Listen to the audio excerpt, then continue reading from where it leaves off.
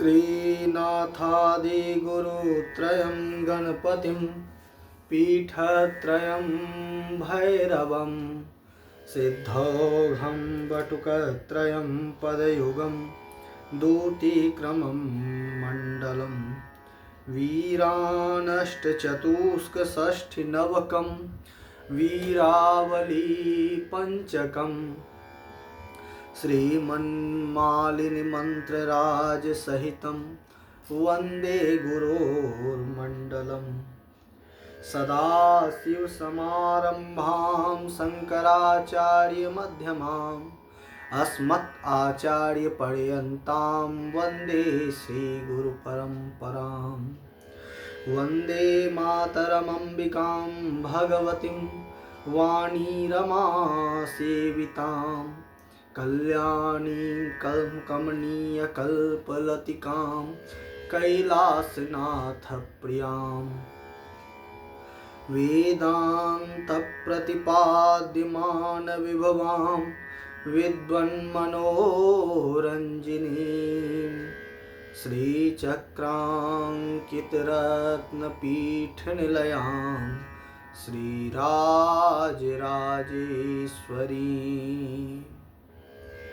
सृष्टौ या सर्गरूपा जगदवन्विधौ पालिनी या च रौद्री संहारे चापि यस्याः जगदिदमखिलं क्रीडनं या पराख्या पश्यन्ति मध्यमाथो तदनु भगवती वैखरी वर्णरूपा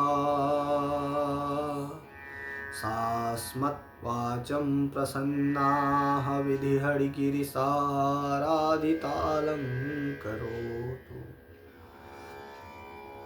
कारुण्यैकवसंवदा प्रणमतो बालान् इव त्रायते भीतिभ्यो जलपङ्कैव वपुषः प्रक्षालयत्यम्बिका संसारे स्खलतः समुद्धरति या मोहान्धकारावृते सा व्याधवः शरणागतार्तिशमनी देवी जगत्पाविनी सर्वरूपमयी देवी सर्वं देवीमयं जगत् अतोऽहं विश्वरूपान्तां प्रणमामि परमेश्वरी अतोऽहं विश्वरूपान्तां प्रणमामि परमेश्वरी नित्यभूता सदा शुद्धा पुनरावृत्तिवर्जिता मिथिला मैथिला सर्वा सर्वानंद विग्रह। जय जगदम्बा। नमश्चंडिकाय। बड़े सौभाग्य का विषय होता है जब हम भगवती की चर्चा कर रहे होते हैं। कौलों के यहाँ, साक्तों के यहाँ तो भगवती की चर्चा से बढ़कर कुछ हो ही नहीं सकता है। भगवती की चर्चा ही अंतिम जो है रहस्य है, अंतिम उपाय है।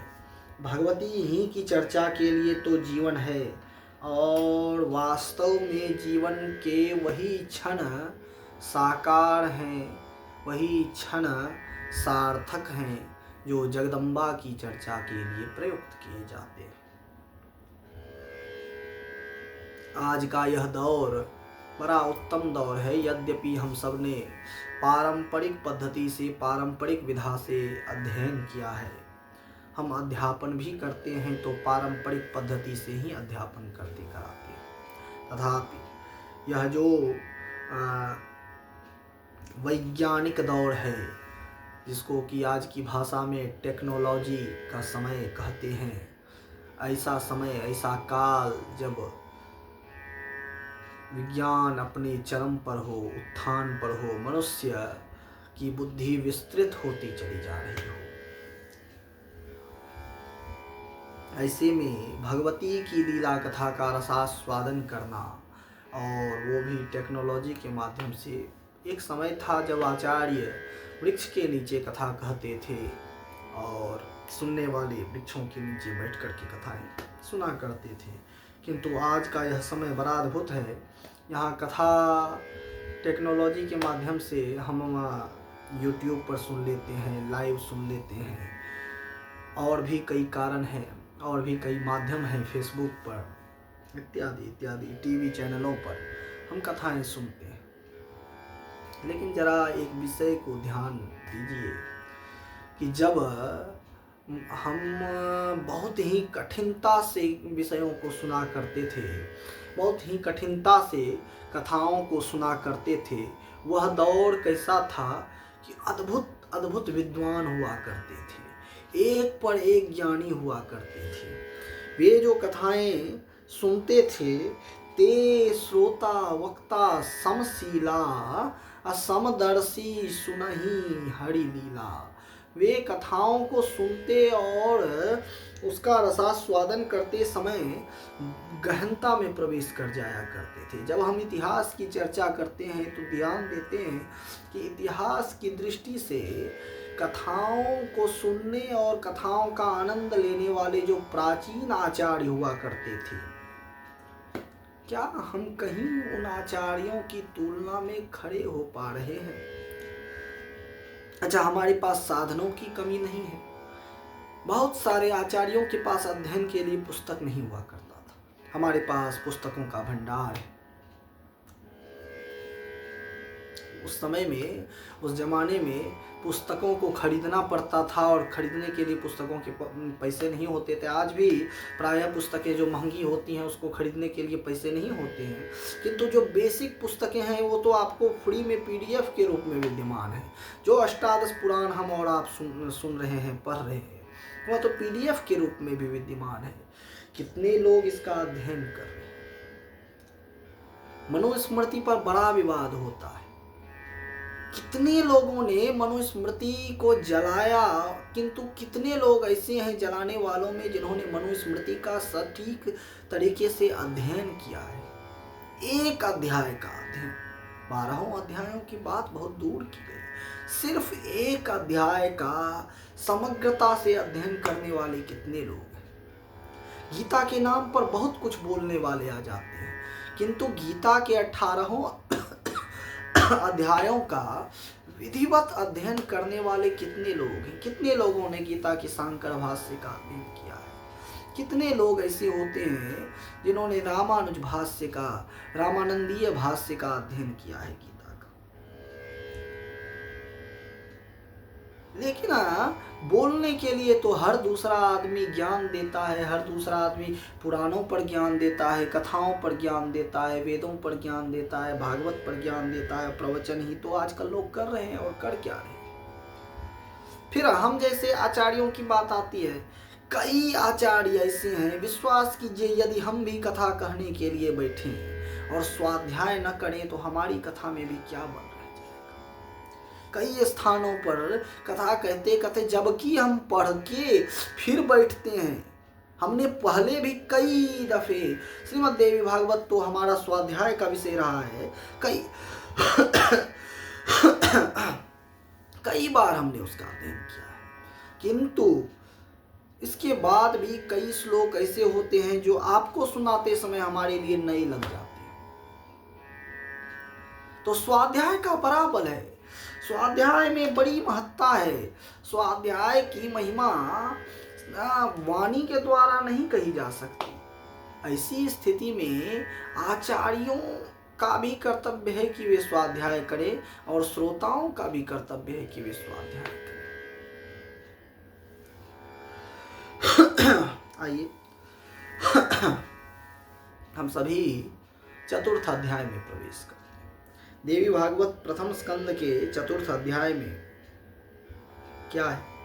नारद जी द्वारा भगवान वेद व्यास को भगवती की महिमा का वर्णन किया गया। देखो नारद जी भगवान विष्णु के अवतारों में से एक परिगणित हैं, बड़ा परम दिव्य महात्मा है, अमलात्मा विमलात्मा महत् पुरुष हैं, भगवान विष्णु के अवतार हैं, भक्ति सूत्र के रचयिता हैं और भक्ति के परम आचार्य माने गए। उन नारद जी ने भगवान वेद व्यास जी को ज्ञान दिया था। उन्होंने वाल्मीकि जी को भी ज्ञान दिया, उन्होंने ध्रुव जी को भी ज्ञान दिया, प्रहलाद जी को भी ज्ञान दिया। नारद जैसे महत्पुरुष जिनके आचार्य बन जाए उसका तो सौभाग्य कहना ही क्या है।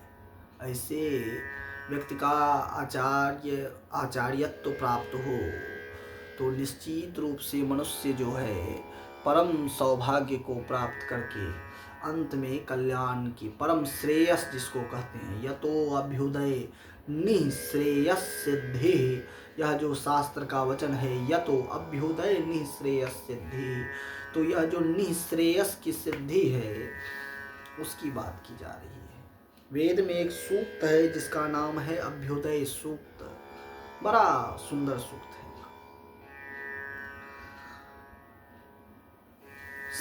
शौनकादि ऋषि प्रश्न करते हैं, ऋषयः ऊचु सौम्य व्यासस्य भार्यायां कस्यां जातः सुतः सुखः कथं वा कीदृशो येनो पठितेयं सुसंहिताः अयो निजस्त्वया प्रोक्तस्तथाचार निजः सुखः संदेहोऽस्ति महांस्तत्र कथयाद्य महामते गर्भयोगी श्रुतः पूर्वं सुको नाम महातपाः कथं च पठितं तेन पुराणं बहुविस्तरम्।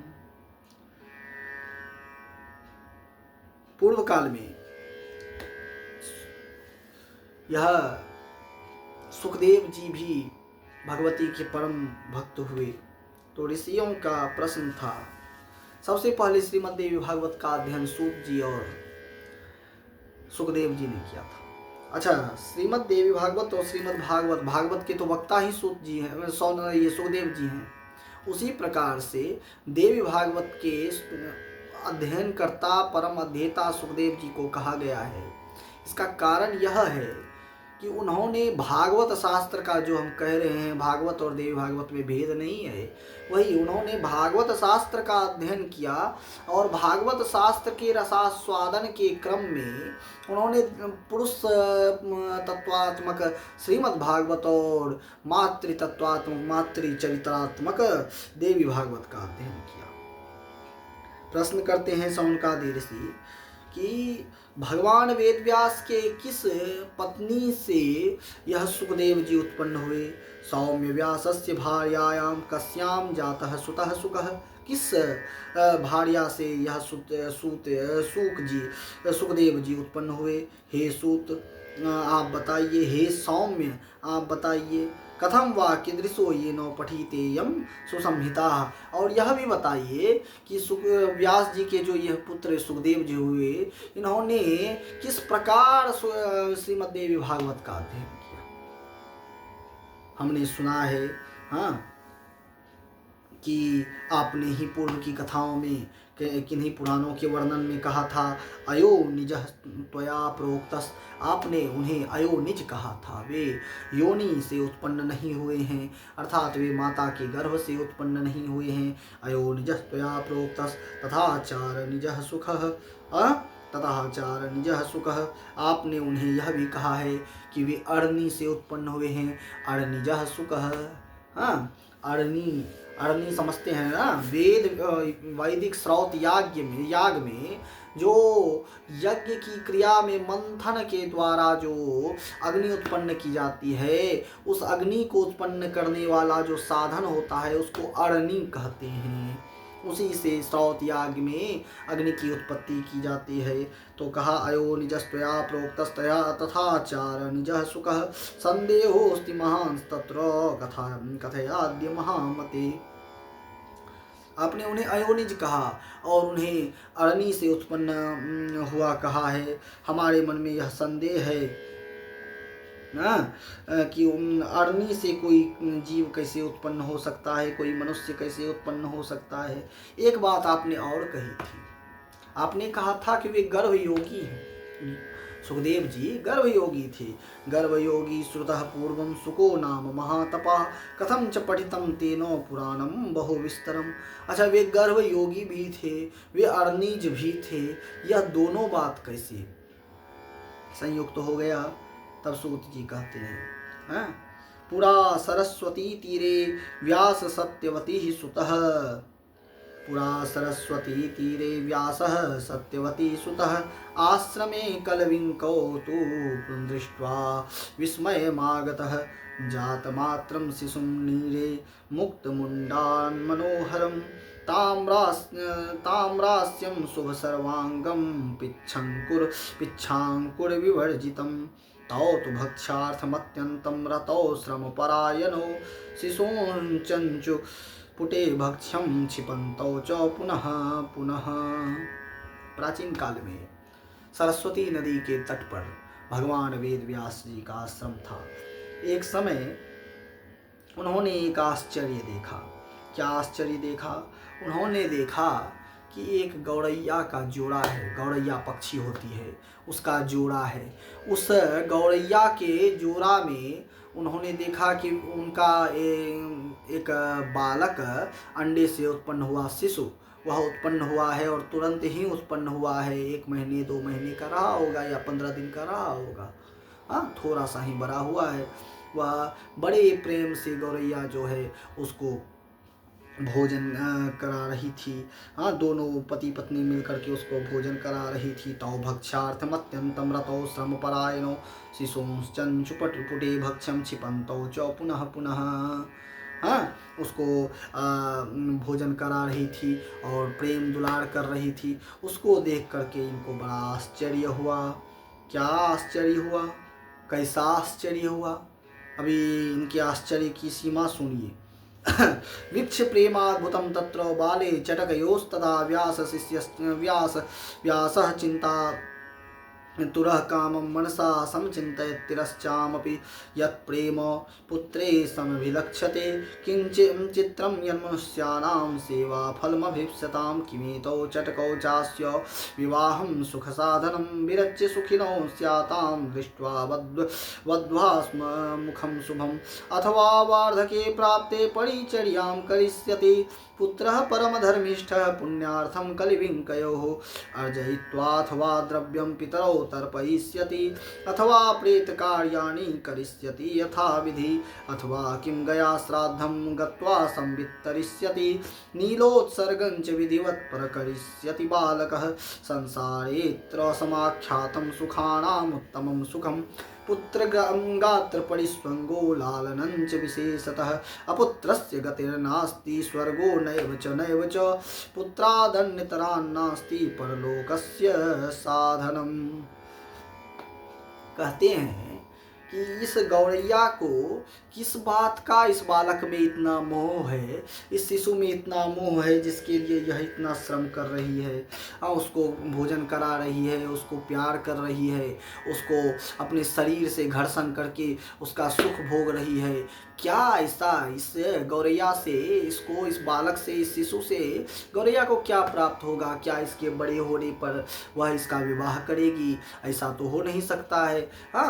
इसका विवाह नहीं करेगी। विवाह करा के क्या इसकी पत्नी को अपनी पुत्र वधू का मुख देखेगी अथवा इससे उत्पन्न संतति का मुख देखेगी? अच्छा, एक बात है, व्यास जी के इस वचन से मनुष्य की के लिए क्या कर्तव्य है उसका भी बोध हो जाता है। पुत्रों के लिए, संतान के लिए क्या कर्तव्य है उसका भी बोध हो जाता है और व्यास जी की चिंता का भी बोध हो जाता है। व्यास जी कहते हैं क्या इसका यह पुत्र बड़ा होकर के अपने माता पिता की सेवा करेगा?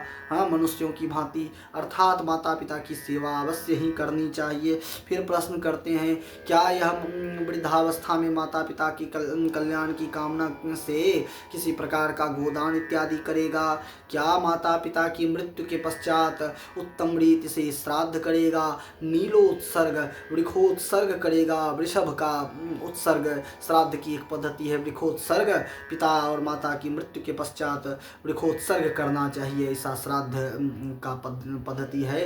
वृक्षोत्सर्ग श्राद्ध सर्वोत्तम श्राद्ध माना गया है। तो क्या यह वैसा श्राद्ध करेगा, अथवा क्या यह गया में जाकर के पिंडदान करेगा, अथवा क्या यह नित्य तर्पणादि कर्म करेगा, यह किसी प्रकार का अपने माता पिता के कल्याण की कामना से कर्म तो करेगा नहीं।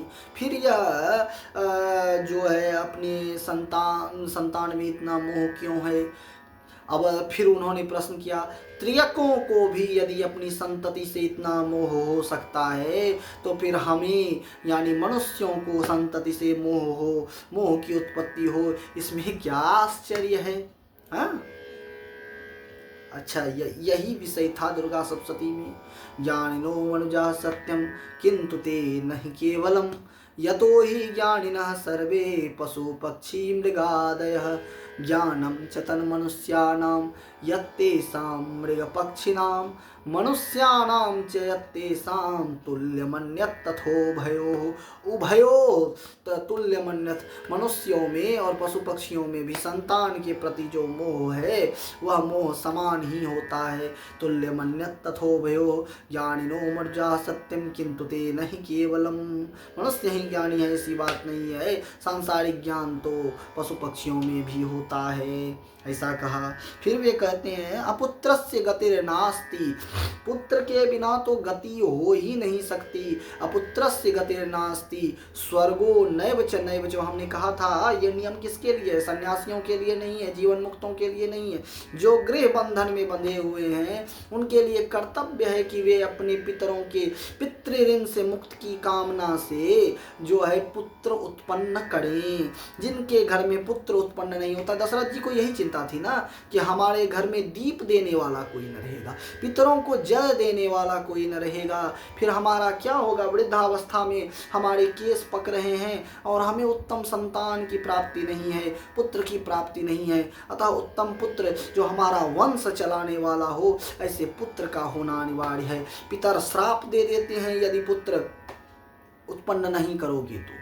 यदि संतान उत्पन्न करने गृहस्थाश्रम में रह करके विवाह करके यदि संतति उत्पन्न नहीं करोगे तो पितर श्राप दे देते हैं। इसीलिए विवाह करना चाहिए धर्म संरक्षण के लिए, विवाह करना चाहिए संतति उत्पन्न करने के लिए। और कैसी संतति, उत्तम नागरिक हो, संतान कैसा हो, राष्ट्र के लिए उत्तम हो, परिवार के लिए उत्तम हो, माता पिता के लिए उत्तम हो, हाँ, धर्म का विधिवत पालन करने वाला हो, शास्त्रों का विधिवत अध्ययन करने वाला हो, गुरु माता पिता के चरणों में प्रीति रखने वाला हो। प्रातः काल उठ कै रघुनाथा मात पिता गुरु ना वही माथा। प्रातः काल उठी कै रघुनाथा। प्रातः काल प्रातः भगवान श्री राम जगते थे और सबसे पहले अपने माता पिता को प्रणाम करते थे, गुरुदेव को प्रणाम करते थे। प्रातः काल उठी कै रघुनाथा मात पिता गुरु ना वही माथा, सबसे पहले प्रणाम करते थे। संस्कार होना चाहिए, माता पिता को प्रणाम करें। नित्य संध्या करने वाला, नित्य तर्पण, यदि माता पिता जीवित न हो तो उनके निमित्त नित्य तर्पण करने वाला, करने वाला, दान करने वाला, अपने कुल की उन्नति की कामना रखने।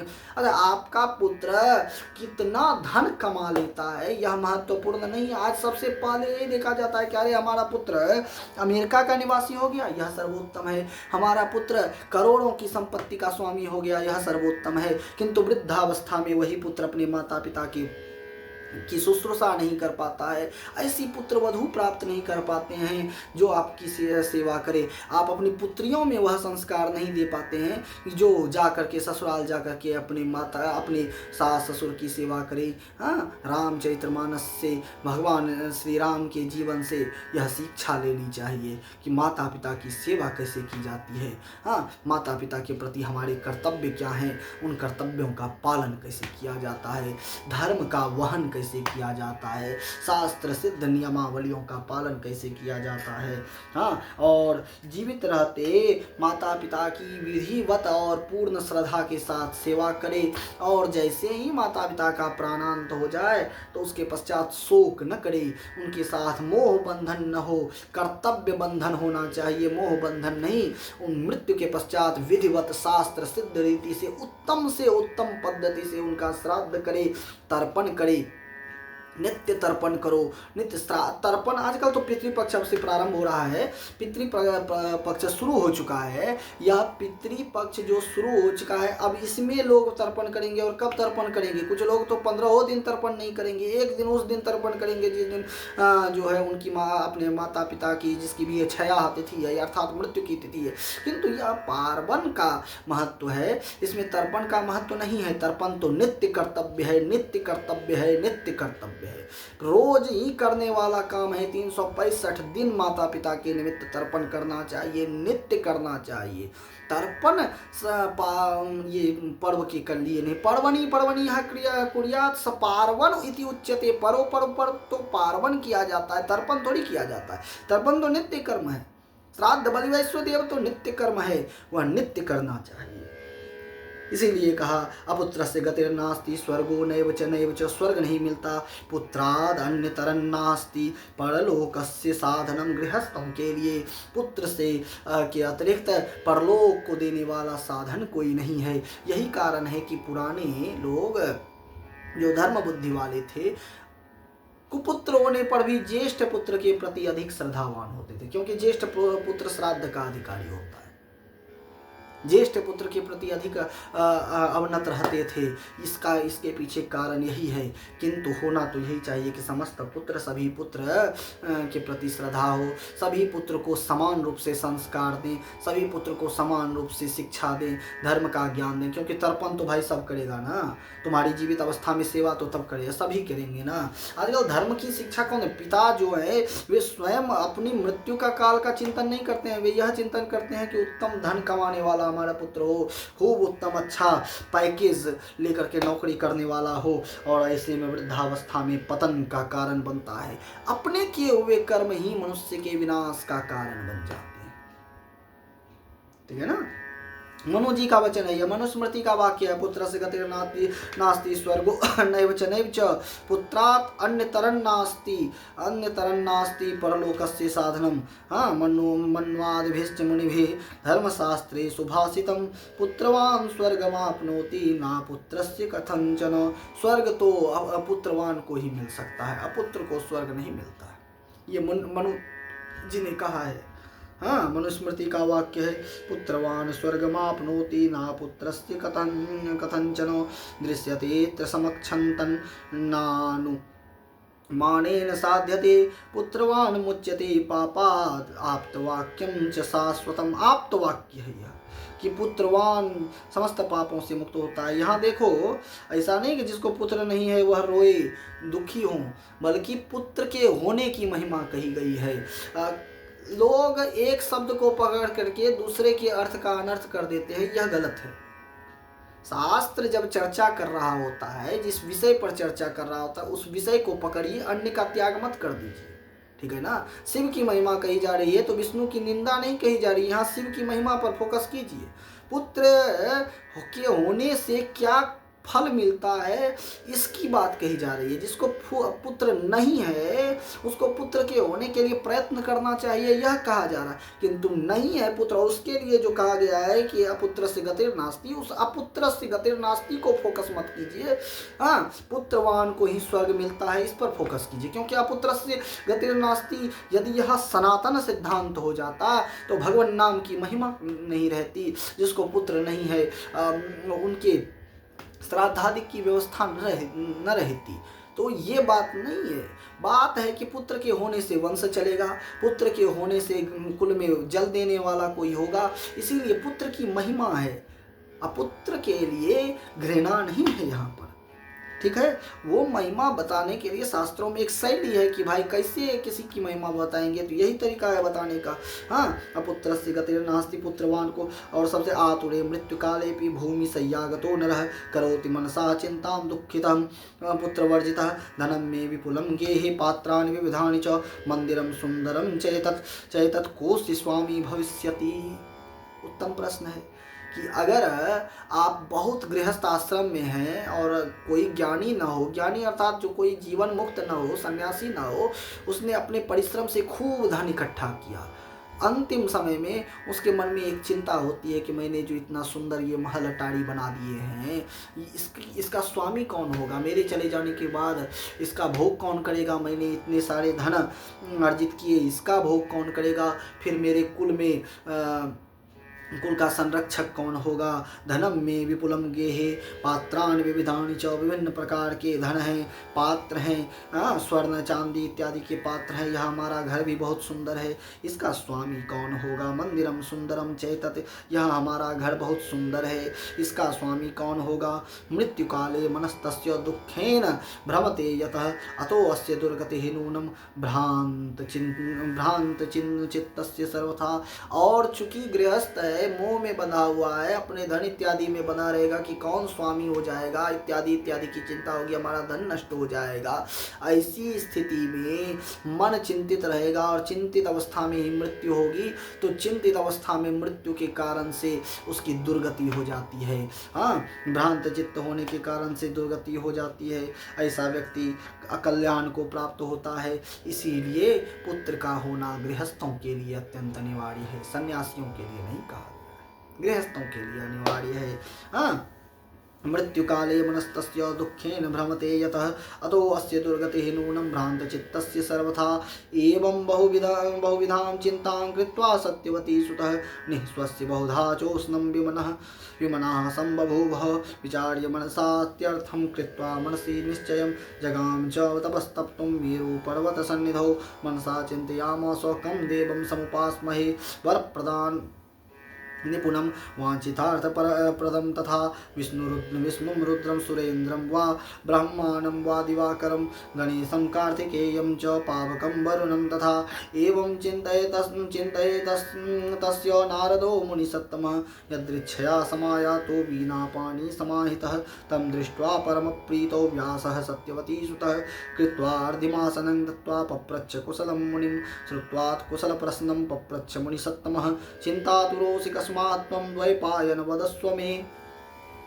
क्या कहा?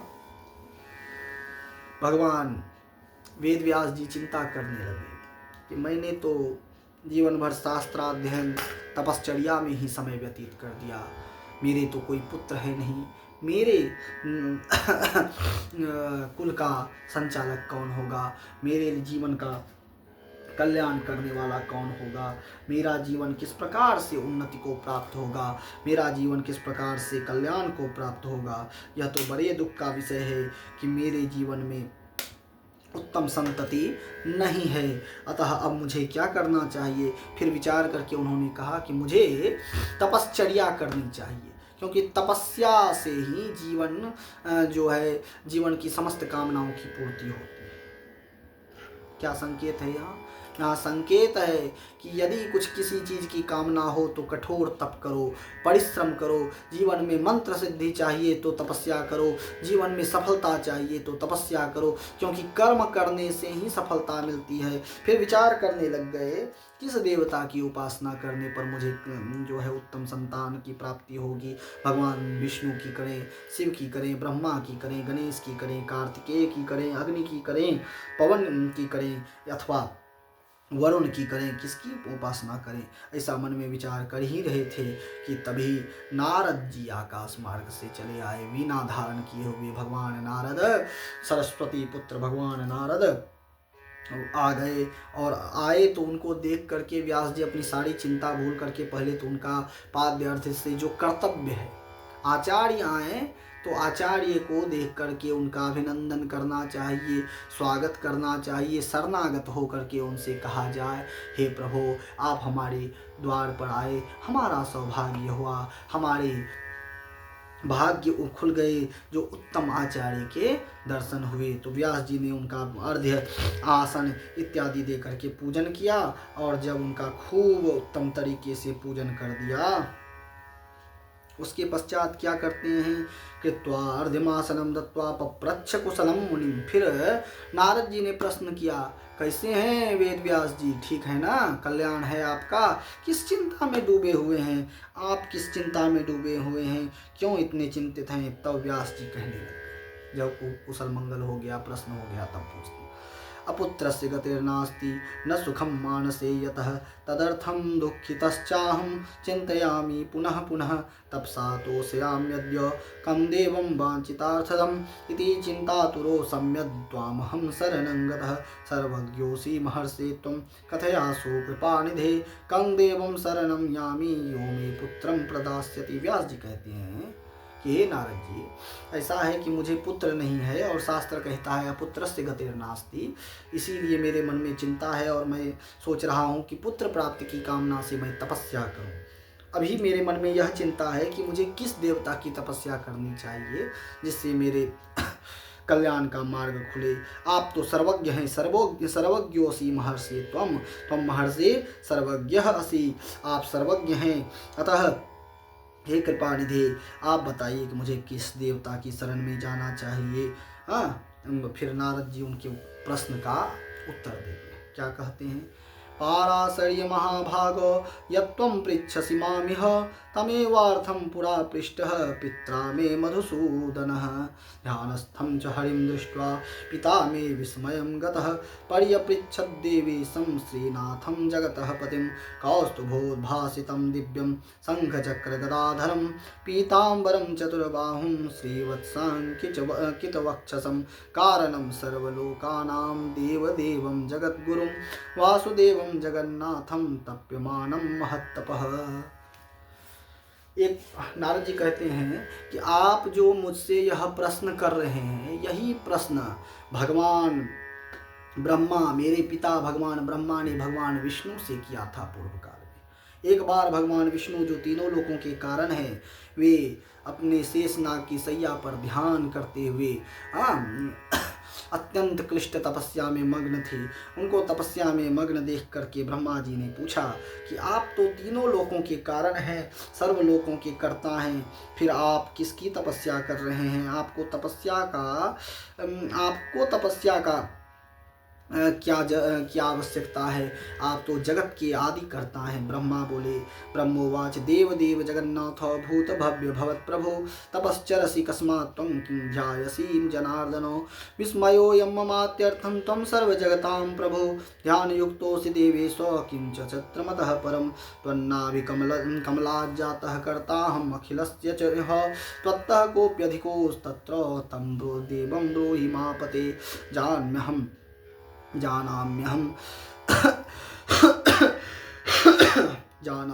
जगन्नाथ त्वमादिः सर्वकारणं कर्ता पालयिता हर्ता समर्थ सर्वकार्यभृत् इच्छया ते महाराज सृजाम्यहमिदं जगत् हरः संहर्ते काले सोपिते वचने सदा सूर्यो भ्रमति चाकाशे वायुर्वाति सुभावः अग्निस्तपति पर्जन्यो वर्षति सत्वदाज्ञया त्वं तु ध्यायसि कं देवं संशयोऽयं महानमं त्वत्तः परं न पश्यामि देवं वैभुवनत्रये कृपां कृत्वा वदस्वाद्य भक्तोऽस्मि तव सुब्रतो महतां नैव गोप्यं हि प्रायः किञ्चिदपि स्मृतः तच्छ्रुत्वा वचनं तस्य हरिराह प्रजापतिः शृणुष्वैकामना ब्रह्मस्त्वां ब्रवीमि मनोगतम्। ब्रह्मा जी पूछते हैं, आप तीनों लोकों के कर्ता हैं, पूर्व काल में आप ही की के नाभि कमल से मेरी उत्पत्ति हुई। मैं जानता हूँ कि आपने ही समस्त सृष्टि को उत्पन्न किया है, आप जगत के आधारभूत हैं, जगत के आदि कर्ता हैं।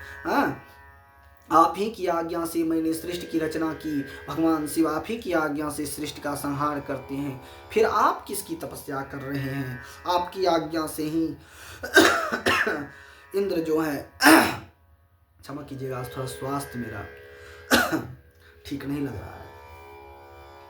कहते हैं आप ही की आज्ञा से इंद्र जो हैं वर्षा करते हैं, आप ही की आज्ञा से सूर्य जो है तपते हैं। भागवत में भी लिखा है मद भयात वाति वातोयम सूर्यस्तप्ति मद भयात वर्षतीन्द्र दहत्यग्नि इत्यादि वाक्य है ना। मद भयात वाति वातोयम सूर्य तपति मद भयात, मेरे भय से ही सूर्य तपता है, मैं मेरे भय से ही वायु चलती है। वर्षति इंद्र, इंद्र भी मेरे भय से जो है वर्षा करते हैं। दहत्य अग्नि, अग्नि मेरे भय से जो है जलते हैं। हाँ, यह संपूर्ण संसार मेरे भय से। तो वही बात ब्रह्मा जी करें कि आप ही की आज्ञा से यह सारा संसार चल रहा है, फिर आपको किसी की तपस्या की क्या आवश्यकता है, आप किसी की तपस्या क्यों कर रहे हैं। तो ब्रह्मा जी की बात को सुनकर के विष्णु भगवान बोलते हैं तश्रुत्वा वचनम तस्य हरि आह प्रजापति भगवान ब्रह्मा को देख करके बोलते हैं, क्या बोलते हैं, यद्यपि त्वाम शिवम माम च सृष्टि स्थिति सृष्टित्यंत कारणम ते जानन्ति जनाः सर्वे सदेवासुरमानसाः स्रष्टा तुम पालकश्चाहं हरः संहारकः संहारकारकः कृताशक्तिति संतर्कः क्रियते वेद पारगः। यद्यपि सारा संसार जानता है कि मैं सृष्टि का एकमात्र आधार हूँ, आप सृष्टि के रचयिता हैं, मैं पालक हूँ, भगवान शिव संहार करता है, यह सभी जानते हैं। सभी इसी विषय में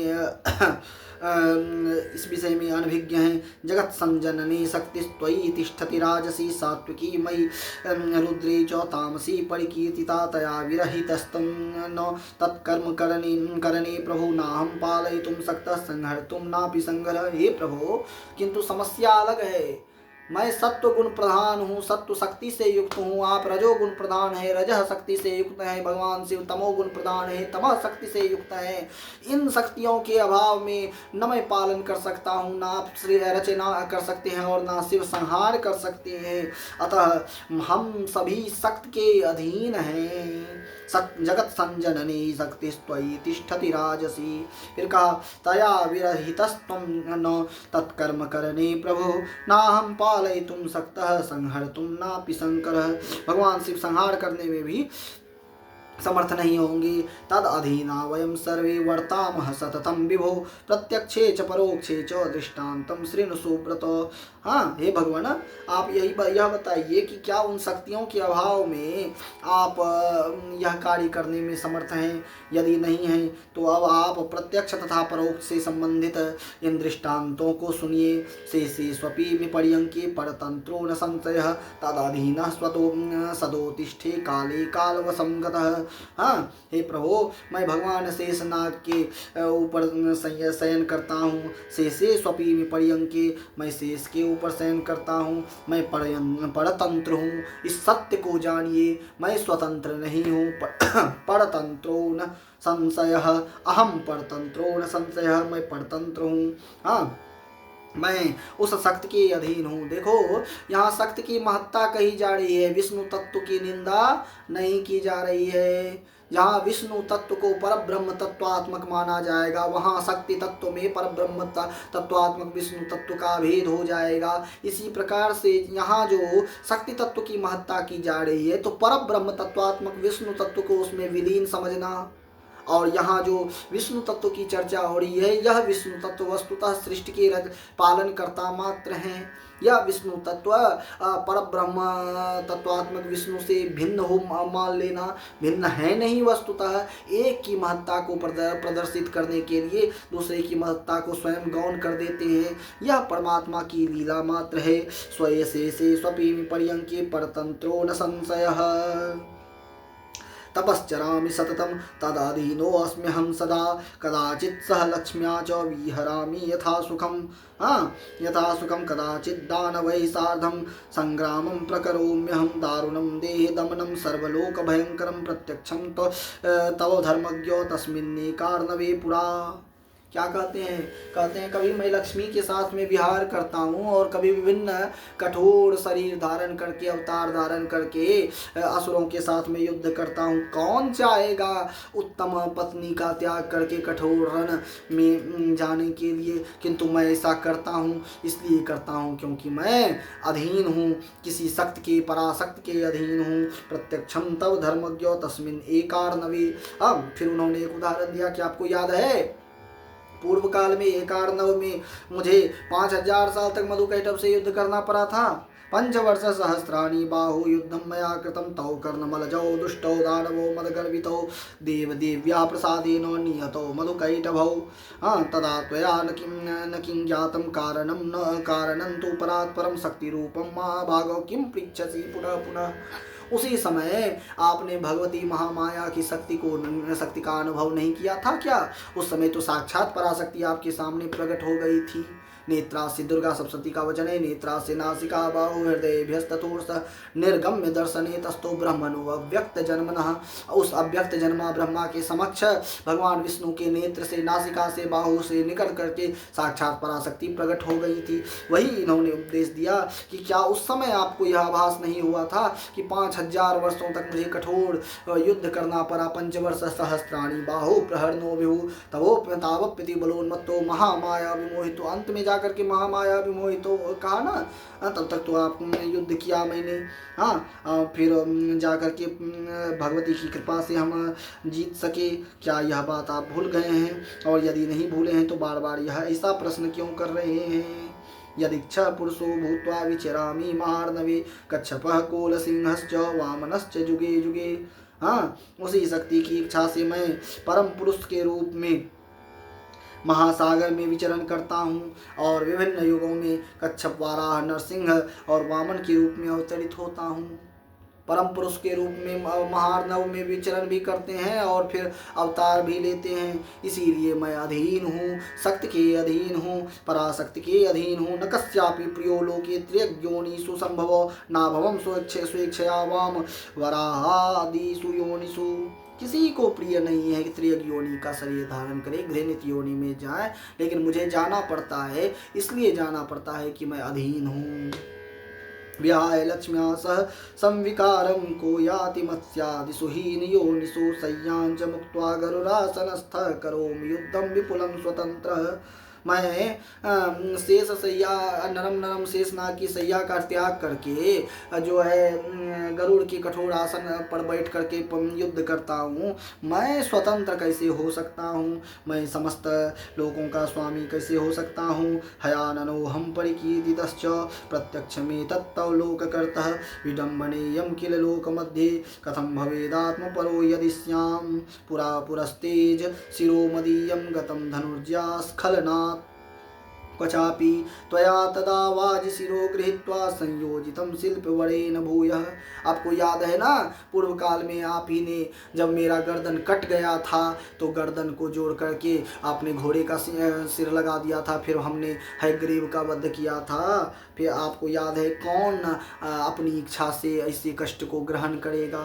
कौन अपनी इच्छा से करेगा? आपको याद होना चाहिए। ऐसी अवस्था में यही निर्णय निकलता है कि मैं अधीन हूँ।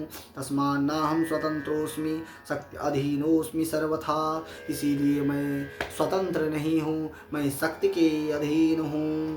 तामेव शक्तिं सततं ध्यायामि च निरंतरम। इसीलिए मैं उसी पराशक्ति का ध्यान नित्य करता हूँ। नातः परतरम किंचित जानामि कमलोद्भव। इसीलिए मैं इसके अतिरिक्त और कुछ भी नहीं जानता। नारद जी कहते हैं, इत्युक्तम विष्णुनाथेन पद्म योनिस्तु सन्निधौ तेन चाप्यहम मुक्तोऽस्मि तेन चाप्यहम उक्तोऽस्मि तथैव मुनिपुंगव। तस्मात् त्वमपि कल्याणं पुरुषार्थाप्ति हेतवे असंशयम् ध्येदम्बोजे भज देवी पदाम्बुजं सर्वं दास्यति सा देवी यद्य इष्टं भवेत् तव। हे ना व्यास जी, इसीलिए आप भी उसी भगवती पराशक्ति की आराधना कीजिए। वह उनकी कृपा से आपको वह सब कुछ मिल जाएगा जो आपका इष्ट होगा। यद इष्टं भजे भवेत् तव सर्वं दास्यति सा देवी यद्यदिष्टं भवेत् तव। श्रुत्वाच नारदेन एव उक्तस्तु व्यासः सत्यवती सुधः देवी पादाब्ज निस्नातस्तपसे प्रययौ गिरौ। फिर भगवती की आराधना करते हुए नारद जी जो है देवी के चरणारविंद का स्मरण करते हुए कठोर तपस्या करने लग गए। अब यहाँ पर व्यास जी को थोड़ा छोड़ दीजिए, व्यास जी को तपस्या करने दीजिए। या अब कुछ अध्यायों के पश्चात व्यास जी से फिर मिलेंगे, थोड़ा समय दीजिए उनको तपस्या करने का। फिर रहस्य आपको बताएंगे कि व्यास जी जो है तपस्या नारद जी के उपदेश से गए थे भगवती का करने के लिए, किंतु वरदान उनको भगवान शिव की कृपा से मिल गया और उनको शिव की कृपा से उत्तम पुत्र की प्राप्ति हो गई। ठीक है ना भगवती। अब आप उस कथा को सुनिए जो हमने अभी संकेत किया था। भगवान विष्णु ने ब्रह्मा जी से क्या कहा कि हम पूर्व काल में जो है हमारा गर्दन कट गया था और हमारी गर्दन के स्थान पर अश्व हय का गर्दन लग गया और हमारा नाम हयग्रीव पड़ गया। उस बात को सुनकर के सौनकादि ऋषि अत्यंत संशय में पड़ गए। सौनकादि ऋषि कहने लगे, सूतास्माकं मनः कामं मग्नं संशय सागरे यथोक्तं महदाश्चर्यं जगत् विस्मय कारकं यन्मूर्धा माधवस्यापि गतो देहात् पुनः परं हयग्रीवस्ततो जातः सर्वकर्ता जनार्दनः। जो भगवान जनार्दन सर्वकर्ता हैं उनकी ग्रीवा कट गई और वे हयग्रीव हो गए, इस बात का मुझे संशय है। वेदोऽपि स्तौति यं देवं देवा सर्वे यदाश्रया आदिदेवो जगन्नाथः सर्वकारणकारणः तस्यापि वदनं छिन्नं दैवयोगात् कथं तदा तत्सर्वं कथयासु त्वं विस्तरेण महामते। सौनकादि ऋषि कहते हैं, हे सूत जी, बड़े आश्चर्य का विषय है कि यह जो भगवान विष्णु हैं, वेद भी इनकी बड़ी प्रशंसा करते हैं। इदं विष्णु, हाँ, वे भगवान विष्णु परम शक्तिशाली हैं। सहस्त्र शीर्षा पुरुषः सहस्त्राक्षः सहस्त्रपाद, सहस्त्र सिरों वाले भगवान विष्णु हैं। भला उनका गर्दन कैसे कट सकता है? वे तो सर्वकर्ता हैं, समस्त कारणों के भी कारण हैं, सर्व कारण फिर उनकी ग्रीवा कैसे कट सकती है? मुझे वह कथा सुनाइए। व्यास जी की कथा को रोक दीजिए थोड़ा और पहले बीच में हमको यह कथा सुना दीजिए। यह संशय है, इस संशय का निदान करते चले जाइए। सूत जी बोले, शृण्वन्तु मुनयः सर्वे।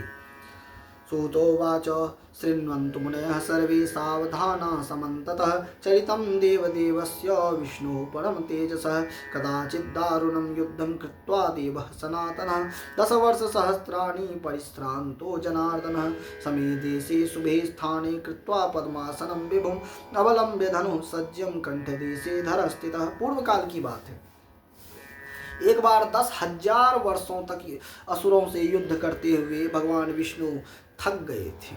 भगवान विष्णु थक गए थे। सबसे बड़ी बात तो यह है, हाँ, लीला ही मात्र है कि भगवान विष्णु थक गए थे। यदि लीला न होती तो भला भगवान थकते कैसे?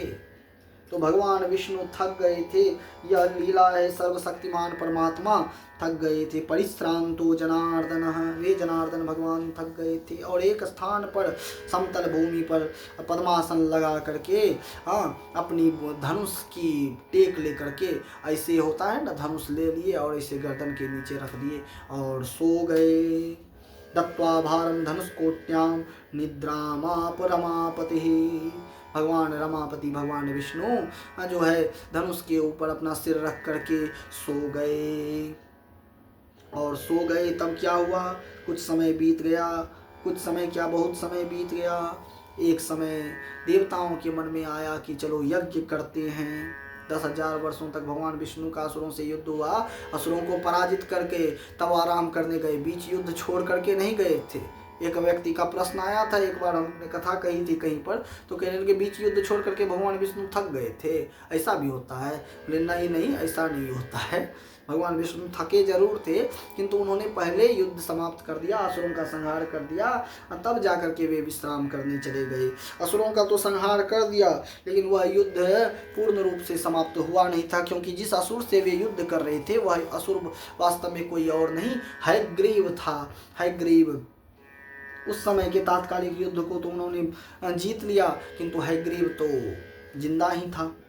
तदा कालेन कियता देवा सर्वे सवासवाः ब्रह्मेश सहिता सर्वे यज्ञ कर्तुम समुद्यता। एक बार भगवान शिव, भगवान ब्रह्मा और इंद्र आदि सहित यज्ञ करने की इच्छा से भगवान विष्णु के समीप गए वैकुंठ में, किंतु वहां उन्होंने भगवान विष्णु को देखा नहीं। तथा सर्वे वैकुंठम द्रष्टुम देवम जनार्दनम देव कार्यार्थ सिद्ध्यर्थम मखानाम अधिपम प्रभु।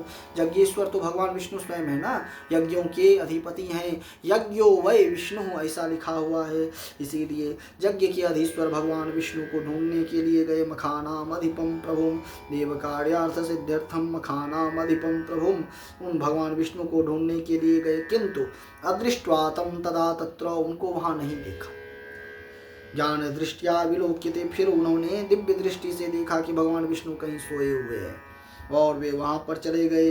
वहां उन्होंने भगवान विष्णु को योग निद्रा में पड़ा हुआ देखा, और फिर वे निद्रा मग्न होकर के देखने लगे। फिर देवता इत्यादि चिंतित हो गए, अब हमें क्या करना चाहिए, अब हम क्या करें, किस प्रकार भगवान की निद्रा को भंग करें। हाँ, तमोवाच तदा शंभो निद्रा भंगे स्थिदूषणम कार्यम चैव प्रकर्तव्यम यज्ञस्य सुरसत्तमः। हाँ, वे निद्रा भंग करने का विचार करने लगे, किंतु भगवान शिव ने सबको रोक दिया। रुको रुको, निद्रा भंग करना अत्यंत पाप का कारण है। किसी की निद्रा को भंग करने से बड़ा दोष कुछ नहीं, इसीलिए निद्रा भंग नहीं करना चाहिए, क्योंकि निद्रा विश्राम का कारण है। निद्रा में परब्रह्मात्मक कैवल्य समाधि का क्षणिक बोध होता है। किसी की समाध्यावस्था का भंग करने से उसके आनंद में विक्षेप आता है, और आनंद में विक्षेप करना सबसे बड़ा पाप है, सबसे बड़ा दोष है, अपराध है। इसीलिए कहा आप कोई और मार्ग कीजिए। कार्यम चैव प्रकर्तव्यम यज्ञस्य सुरसत्तमः, यज्ञ कार्य के लिए अन्य उपाय कीजिए। उत्पादिता तदा वम्रि ब्रह्मणा परमेष्ठिना तया भक्षयितुम तत्र धनुषोग्रम धरा स्थितम। फिर ब्रह्मा जी ने खूब विचार करके मन में निर्णय लिया कि हमें जो है ब्रह्मा जी हमें जो है दीमक की उत्पत्ति करनी चाहिए।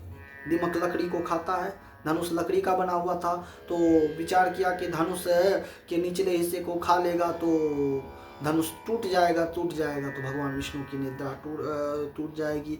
और चूंकि उसका स्वभाव ही लकड़ी को खाना है, इसीलिए भगवान विष्णु उस पर कुपित भी नहीं होंगे, और दूसरा कारण यह भी होगा कि उसको दोष भी नहीं लगेगा, क्योंकि उसका स्वभाव ही लकड़ी को खाना है। भक्षिते अग्रे तदा निम्नं गमयिष्यति सरासनं तदा निद्रा विमुक्तोऽसौ देवदेवो भविष्यति। देवकार्यं तदा सर्वं भविष्यति न संशयः। सवम्रिं संदिदे साथ देवदेवः सनातनः। तमोवाच तदा वम्रि देवदेवस्य मापते निद्राभङ्गः कथं कार्यं देवस्य जगतां गुरोः निद्राभङ्गः कदा छेदो दम्पत्यो प्रतिप्रीति भेदनं शिशुमातृविभेदश्च ब्रह्महत्या समं स्मृतम्। बड़ा सुंदर ज्ञान का क्या कहते हैं, निद्रा भंग करना, कथा छेद करना, कथा में विक्षेप करना, कथा छेदो निद्रा को भंग करना, कथा का छेदन करना, दाम्पत्य में विभेद करना, किसी पति पत्नी में झगड़ा लगा देना, और शिशु और माता को अलग कर देना, ये ब्रह्म हत्या के समान पाप है। अच्छा, कथा छेदो शब्द के दो अर्थ हैं। एक तो कथा में विभेद करना, जो कथा चल रही होती है, जैसे अभी कथा चल रही है। दूसरा एक और अर्थ है, किसी कन्या का विवाह लग रहा हो, किसी पुरुष का विवाह लग रहा हो, उसको भी कथा ही कहते हैं शास्त्रों में। अब परंपरा से भी उसको कथा ही कहा जाता है। तो किसी के हो रहे विवाह को भी भंग कर देना, विवाह तोड़ देना, विवाह न होने देना किसी प्रकार से, यह भी ब्रह्म हत्या के समान पापों में परिगणित होता है। इसीलिए कन्या के विवाह में विक्षेप न हो, इस बात का विशेष ध्यान रखना चाहिए, क्योंकि कहीं ना कहीं आप किसी के भी विवाह में, पुरुष हो या स्त्री हो, उसके विवाह में यदि आप रोक लगा देंगे, कहीं कुछ कर देंगे, तो कहीं ना कहीं कन्या का विवाह विक्षेप होगा, ब्रह्म हत्या का दोष लग जाएगा। इसीलिए विवाह में विक्षेप न होना करना चाहिए। और ये कौन कह रहा है, ये दीमक का वाक्य। तत्कथम देवदेवस्य करोमि सुखनाशनम किम फलम भक्षणात् देवो येन पापम करोमि। हम कहते हैं कि इतना सारा पाप है, दीमक कह रहा है ब्रह्मा जी से, फिर किस फल की कामना से मैं यह पाप ग्रहण करूं, मैं भगवान विष्णु के सुख में भंग करूं। यह क्यों करूं? सर्वः स्वार्थवशो लोकः कुरुते पातकं किलो तस्मादहं करिष्यामि स्वार्थमेव प्रभक्षणम्। संसार ही स्वार्थ के वशीभूत है। यह समस्त जगत स्वार्थ के अधीन ही कार्य करता है। इसीलिए यदि मेरे अनुकूल कोई स्वार्थ आप सिद्ध कर दें तो मैं स्वार्थ की पूर्ति की दृष्टि में रख करके यह कार्य करने के लिए तो तैयार हूँ, किंतु यदि मेरा स्वार्थ सिद्ध नहीं होगा तो मैं यह कार्य नहीं करूँगा। तस्माद् हम करिष्यामि स्वार्थमेव तब प्रभक्षणम। स्वार्थम एव इति निश्चय पदम। हाँ, स्वार्थमेव प्रभक्षणम। फिर ब्रह्मा जी कहते हैं, ब्रह्मोवाच तव भागं करिष्यामो मख मध्ये यथा श्रृणु तेन त्वं कुरु कार्यन्नो विष्णुं प्रबोधय माचिरम। मैं, ब्रह्मा जी वरदान देते हैं कि मैं यज्ञ में तुम्हारा भाग निश्चित करता हूँ। मख मध्ये यथा श्रृणु, इसीलिए तुम दीमक को भी यज्ञ में भाग दे दिया। अब दीमक को कैसा भाग दिया सुनिए। होम कर्मणि पार्श्वे च हवि दानात् पतिष्यति तत्ते भागम बीजानीहि कुरु कार्यम त्वरान्वितम। सुनो, तुम्हारा जो भाग होगा यज्ञ में क्या होगा? जब कोई आहुति दे रहा होगा तो वह आहुति जब बीच में कहीं गिर जाएगी, थोड़ी सी कोई देता है ना, क्या कहते हैं हम, जैसे साकल्य देते हैं तो साकल्य थोड़ा अग्नि में जाता है, कुछ अगर नीचे गिर जाता है, बहुत सारे नीचे गिर जाते हैं, तो नीचे जो गिरा हुआ ये होता है साकल्य होता है, वह दीमक का भाग हो जाता है। दीमक का अधिकार उस पर होता है। तत्ते भागम बीजानीहि, उसे ही तुम अपना भाग जानना। हाँ, इस प्रकार से अब जल्दी तुम अपना कार्य करो। हाँ, जब भी कोई व्यक्ति यज्ञ करेगा और यज्ञ में जो हव्य आसपास गिरेगा उसी को अपना भाग समझना। सूत जी कहते हैं, इत्युक्त्वा ब्रह्मणा वम्री धनुषोग्रं तुरान्विता चकाश सस्मितं संस्थितं भौमो विमुक्ता ज्या तदा भवत् प्रत्यञ्चायां विमुक्तायां मुक्ता कोटिस्तथोत्तरा शब्दः समभवत् घोरस्तेन त्रस्तासुरास्तदा ब्रह्माण्डं क्षोभितं सर्वं वसुधा कंपिता तदा समुद्राश्च विघ्नास्त्रेषुश्च जलजन्तवः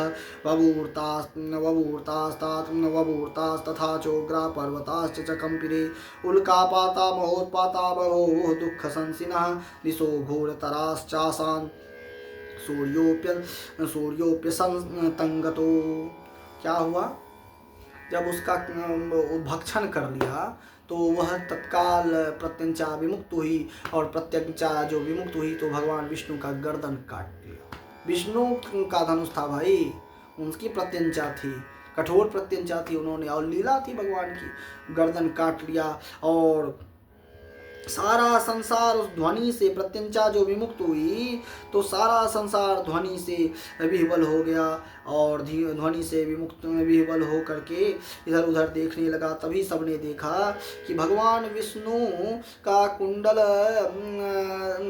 सहित, कर्ण कुंडल इत्यादि सहित यह संपूर्ण ग्रीवा कहाँ गायब हो गया भाई। और सभी देखते देखते पश्चाताप करने लगे, अरे यह क्या हो गया। अंधकारे तदा घोरे शांति ब्रह्महरो तदा शिरोहीनम शरीरंतु ददृशाते विलक्षणम। भगवान विष्णु को गर्दन विहीन देख करके सभी विह्वल हो गए, चिंता करने लगे। क्या करने लग गए? हा नाथ किम प्रभो जातम अत्यद्भुत ममानुषम वैशसम सर्वदेवानां देवदेव सनातनो। हे सनातन, हे प्रभु, हे भगवान, यह क्या अनर्थ हो गया, यह कैसी लीला है। समस्त संसार को उत्पन्न करने वाले आपका गर्दन चला गया। मायेयं कस्य देवस्य जयाते शिरोहृतम अच्छेद्य त्वम अभेद्योसि अप्रदाह्योसि सर्वदा एवं गते त्वयि विभो मरिष्यन्ति च देवताः कीदृशस्त्वयि नः स्नेहः स्वार्थेन एव रुदामहे।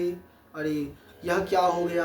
आप तो अछेद्य थे, अभेद्य हैं, आप सर्व प्रकार से सर्वशक्तिमान हैं, और यह क्या अनर्थ हो गया कि आपका यह गर्दन चला गया। हे प्रभु, आपके चले जाने से हम देवता तो मृत्यु को ही प्राप्त हो जाएंगे। आपका यह कैसा स्नेह था। हम लोग स्वार्थ के कारण आपसे रुदन कर रहे हैं आपके लिए। हमें भी आपसे जो है स्वार्थ है।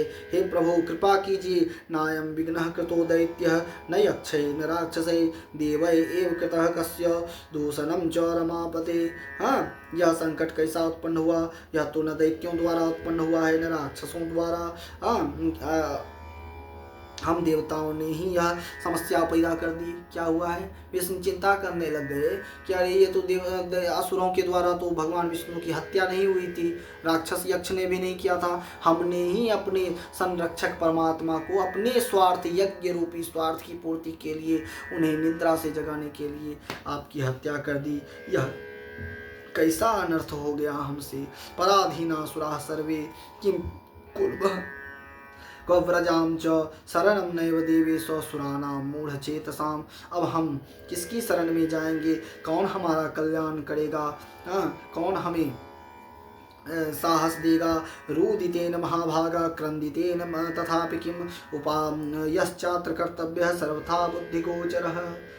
सभी देवता चिंतन करने लग गए। सभी देवता जो है चिंतन करते हुए मन में सोचने लग गए, अब हमें क्या करना चाहिए, अब हम क्या करें। सभी देवता चिंतित हो रहे थे। तब बृहस्पति ने सलाह दिया। कौन, किसने सलाह दिया? देवताओं के गुरु हैं बृहस्पति, उन्होंने सलाह दिया। रुदित क्या सलाह दिया? क्रंदमानास्तदा दृष्ट्वा देवास्य पुरोगमान बृहस्पति तदोवाचो समयन वेद वित्तमः। ऐसी स्थिति में आचार्य ही सलाह देते हैं, गुरु ही सलाह देते हैं, और उन्होंने अपने गुरु कर्म का पालन किया। उन्होंने सलाह दिया, देवताओं चिंता मत कीजिए, रोना बंद कीजिए और कोई उपाय कीजिए ताकि भगवान विष्णु पुनर्जीवित हों।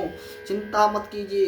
दैवमेव परे मन्यं परम मन्ये दिक्पौरुषमनर्थकं विष्णोरपि शिरच्छिन्नं सुराणां चैव पश्यताम्। अनर्थकारी पुरुषार्थ को धिक्कार है। मैं तो दैव को श्रेष्ठतर मानता हूँ, क्योंकि हम देवताओं के देखते देखते विष्णु का भी सिर कट सकता है, तो और क्या कहा जाए। मैं भाग्य को प्रबल मानता हूँ, क्योंकि भाग्य के प्रभाव से ही विष्णु का भी सिर कट गया। पुरुषार्थ में कोई सामर्थ्य नहीं है।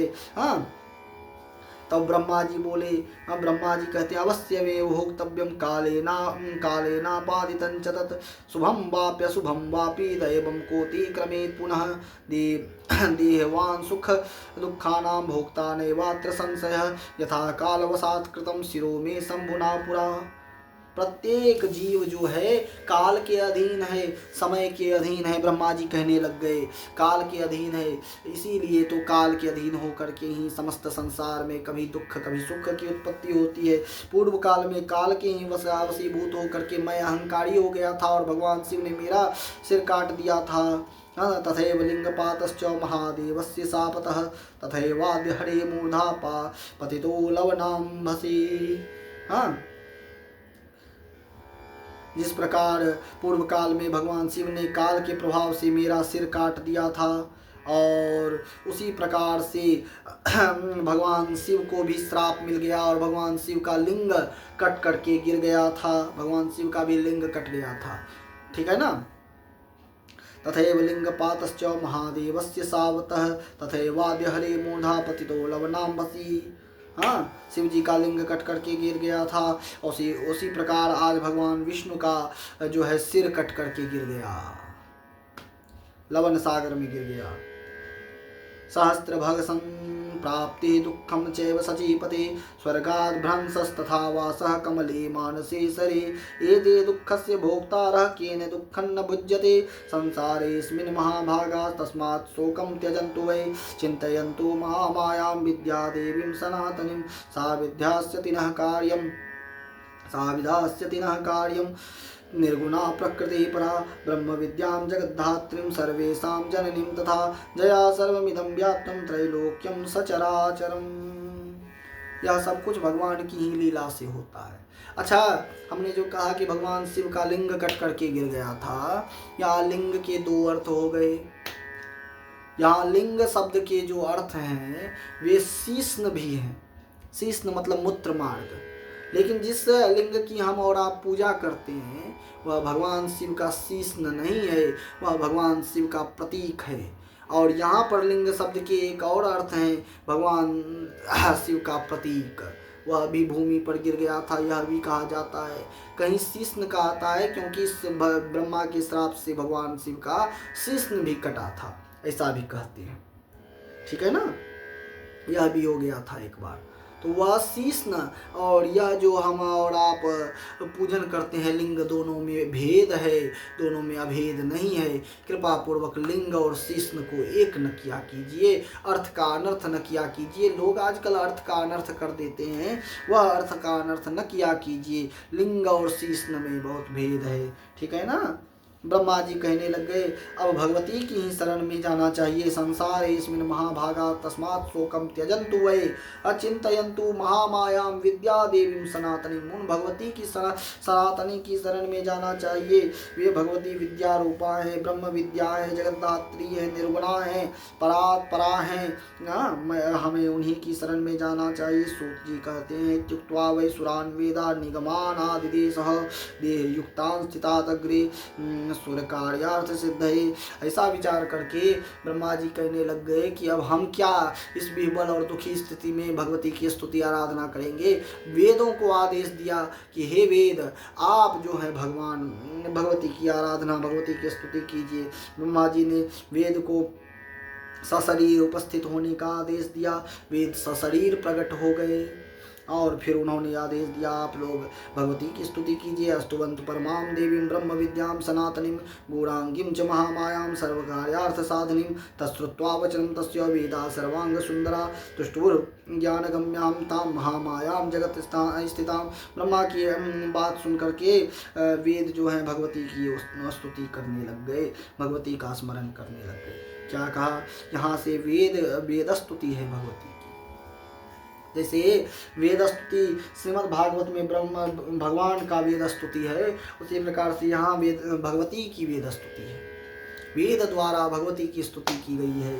क्या कहते हैं, यह स्तुति पढ़ने योग्य है, मनन करने योग्य है, चिंतन करने योग्य है।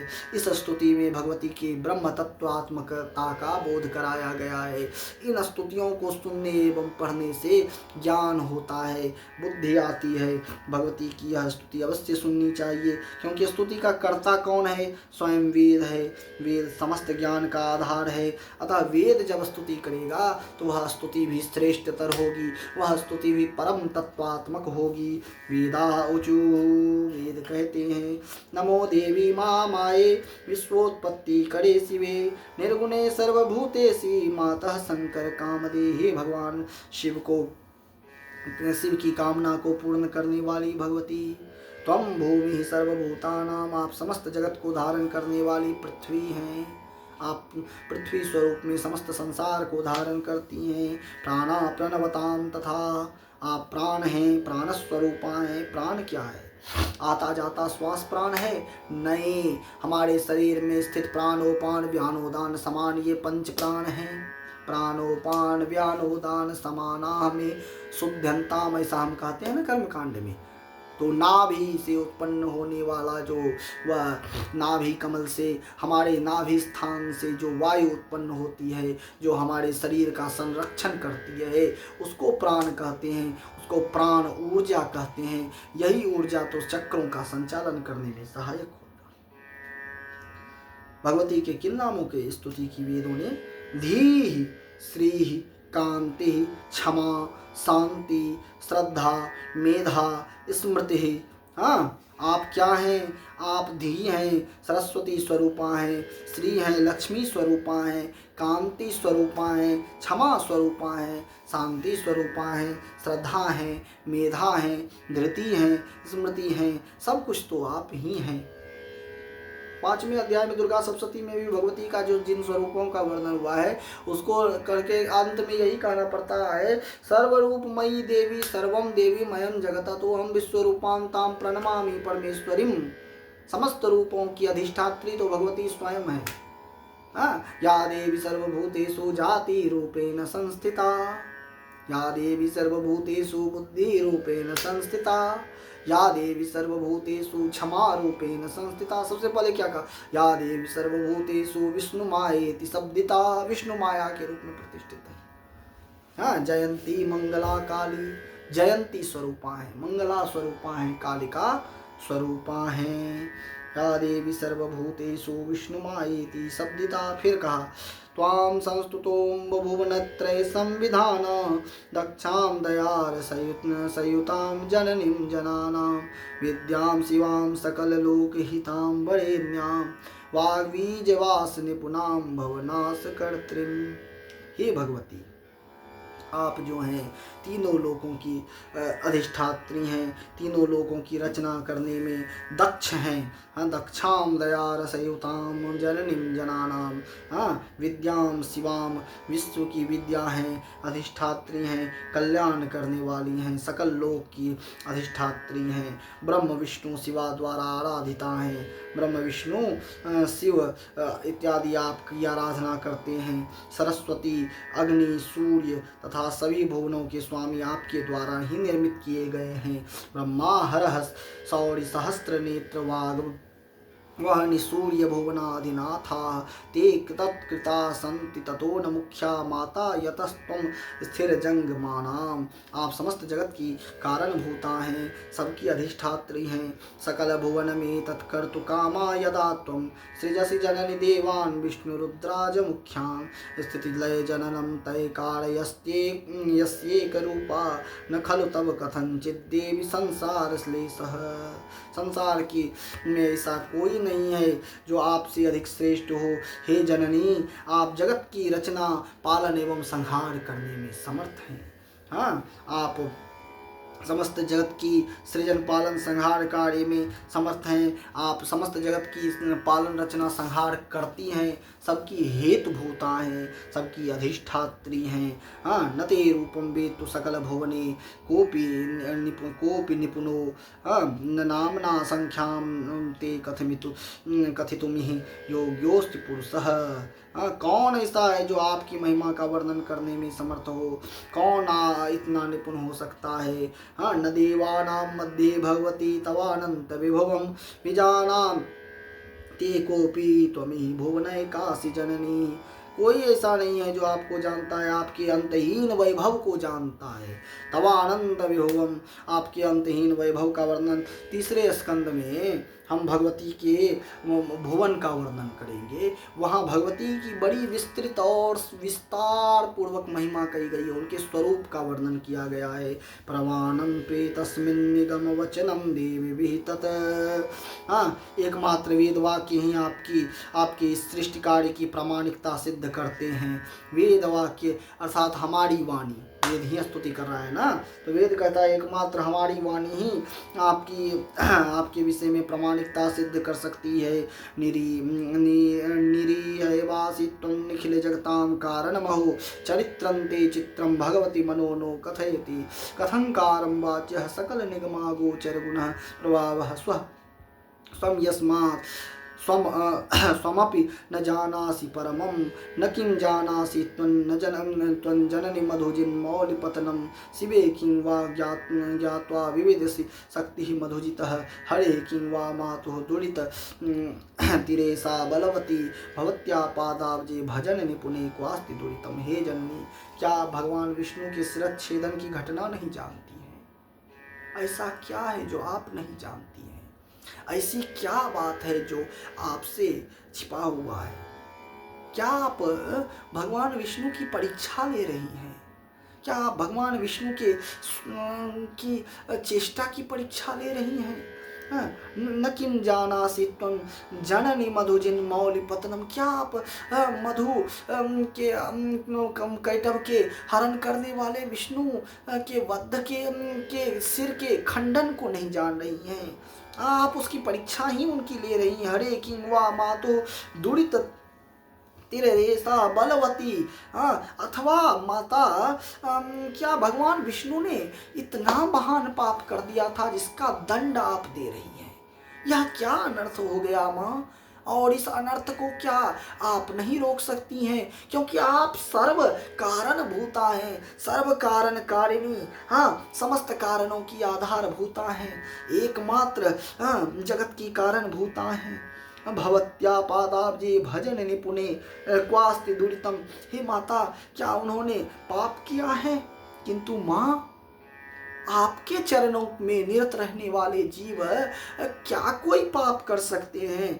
आपके चरण कमलों का भजन करने में जो निपुण हो, ऐसा प्राणी पाप कर ही नहीं सकता। भवत्या पादाब्जे भजन निपुणे क्वास्ति दुरितम। आपके पादाब्ज दोनों चरण कमलों की स्तुति करने वाला, नित्य आपके चरण कमलों में प्रीति रखने वाले से पाप हो, यह कैसे संभव है? पाप हो ही नहीं सकता। उपेक्षा किम चेयम तब सुर समूहेति विषमा हरे मूर्नो नासो भम मत मिह महाश्चर्य जनकम। फिर ऐसी उपेक्षा क्यों कर रही है माँ? फिर ऐसी उपेक्षा क्यों कर रही है?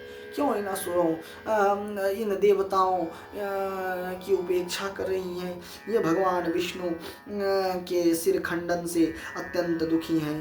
हे भगवती, आप ऐसा क्यों कर रही हैं? आप क्यों, किस प्रकार प्रसन्न होंगी? महद दुखम मातत, ये महान दुख है। महद दुखम मातत त्वमसि जनने जनन छेद कुशला न जानी मोले विघटन विलंब कथम भूत। हाँ, ये महान दुख है। आप जनन रूपी दुख का नाश करने में कुशल हैं। अब हम यह नहीं जान पा रहे हैं कि विष्णु के सिर संयोजन में विलंब क्यों हो रहा।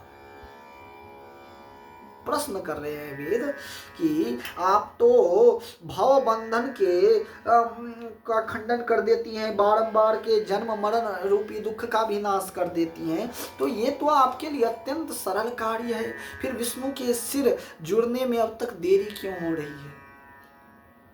साक्षात आद्या की महिमा का वर्णन वेद कर रहे हैं। वेद की यह स्तुति मुझे इसलिए भी अत्यंत प्रिय है, यद्यपि भगवती की स्तुति किसी भी रूप में की जाए वह हृदय को आह्लादित कर देने वाली अत्यंत प्रीतिदायक होती है, फिर भी वेद की यह स्तुति विशेष रूप से प्रीतिदायक है। फिर वेद पूछते हैं, क्या आप लक्ष्मी से कुपित हैं, इसके लिए उन्हें आपने वैधव्य का श्राप दे दिया?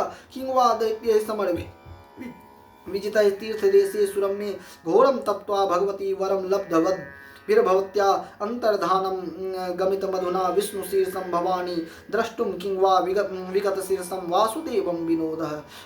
अथवा आप भगवान विष्णु जो इतने दिन से युद्ध कर रहे थे, उन्हें अहंकार हो गया था, क्या उस अहंकार का नाश करने के लिए आपने ऐसा किया? सभी देवताओं के देवत्व अभिमान रूपी दोष के नाश के लिए अथवा ऐसा किया, अथवा युद्ध में पराभूत किए गए दैत्यों ने किसी मनोहर तीर्थ में जाकर के आपकी स्तुति कर दी। यह भी होता है ना। वे कहने लग गए, किंवा दैत्य समर विजितय तीर्थ देशीय सुरों में किसी उत्तम तीर्थ में जाकर के दैत्यों ने आपकी घोर तपस्या कर दी और आपसे वरदान प्राप्त किया जो विष्णु के सिर को कटने का कारण बना। हे भवानी, अथवा विष्णु को सिर विहीन रूप में देखने के लिए आप इस समय कोई विनोद कर रही हैं? क्या ऐसा है कि आपकी इच्छा हो गई, क्योंकि आपकी इच्छा से ही सब संभव है? कहीं ऐसा तो नहीं कि आपके मन में विचार आया कि चलो एक बार भगवान विष्णु को खंडित सिर देखते हैं, वह खंडित सिर में किस कैसा दिखते हैं, और ऐसा मन में विचार आया और आपने उनका सिर काट दिया? क्योंकि आप तो कर्तुम अकर्तुम अन्यथा कर्तुम समर्था हैं, आप सब कुछ कर सकती हैं। हे भगवती, फिर यह क्या कारण है? कृपा पूर्वक हमें बताइए। अथवा ऐसा भी हो सकता है कि सिंधु सुता लक्ष्मी सिंधु हो पुत्र्या रोसिता किम तमाद्ये कस्माद नाम प्रेक्षसे नाथ ही नाम। सिंधु पुत्री लक्ष्मी से आप कुपित हैं और उनको आप भर्ता विहीन देखना चाहती हैं, इसीलिए आपने ऐसी लीला की। क्योंकि आप सर्वसमर्थ हैं, आप तो कुछ कर सकती हैं। क्षंतव्यस्ते स्वांस जाता अपराधो व्युत्थाप्यैनम मोदिता मां कुरुस्व। हे भगवती, यदि आप भगवती लक्ष्मी से क्रुद्ध हैं तो आप ही के अंश से उत्पन्न हुई उन भगवती पर आप प्रसन्न होइए, उनके अपराध को क्षमा कर दीजिए और कृपा पूर्वक जो है आप भगवान विष्णु के सिर को पुनः जोड़ दीजिए। एते सुरास्ताम सततम नमन्ति कार्ये सुमुख्या प्रतित प्रभावा शोकार्णवा तारय देवी देवा उत्थाप्य देवम सकलाधिनाथम। समस्त देवता शोक सागर में निमग्न हैं, उनको शोक सागर से पार कीजिए, कृपा कीजिए। मूर्धागतः क्वाम हरेर्न विद्मो नान्यो त्युपायः खलु जीवनेद्य यथा सुधा जीवन कर्म दक्षा तथा जगत जीवित दासी देवी। हे भगवती, ऐसा कुछ कीजिए जिससे भगवान विष्णु को पुनः जीवन मिल सके और कल्याण हो। इस स्तुति को जो व्यक्ति नित्य पढ़ेगा उसके जीवन में आतुर दुख का नाश हो जाएगा। आतुर दुख, अत्यंत कष्टप्रद दुख की स्थिति में भगवान विष्णु भगवती की वेद द्वारा की गई इस स्तुति को करने से भगवती प्रसन्न होती है। सूत जी कहते हैं, एवं स्तुता तदा देवी गुणातीता महेश्वरी प्रसन्ना परमा माया वेदैस्तांगैश्च सामगै तानुवाच तदा वाणी चाकाशस्था शरीरिणी देवान प्रीति सुखै शब्द जनानंद करी सुभा। उस समय देवताओं को प्रसन्न करने के लिए भगवती ने आकाशवाणी की। तां कुरुध्वं सुराश्चिन् मां कुरुध्वं सुराश्चिन्ता स्वस्थास्तिष्ठन्तु चामराः अस्तुताहं निगमय कामं संतुष्टास्मि न संशयः। भगवती आकाशवाणी करती हैं। भगवती क्या कहती हैं? वे भगवती कहती हैं, हे देवताओं, आप चिंता न कीजिए, आप निश्चिंत रहिए। मैं इस वेदों के द्वारा की गई इस स्तुति से प्रसन्न हो गई हूँ। अस्तुता हम निगमय कामं संतुष्टास्मि न संशयः।